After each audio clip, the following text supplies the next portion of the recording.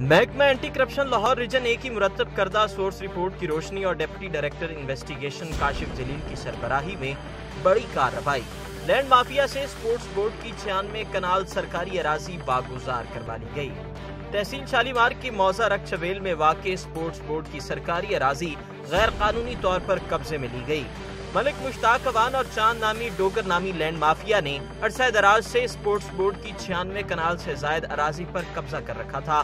واگزار کروائی جانے والی اراضی کی مالیت تقریباً 1 ارب روپے بتائی گئی ہے۔ دوران آپریشن محکمہ anti corruption Lahore region revenue اور سپورٹس بورڈ کے اسٹاف نے بھی حصہ لیا۔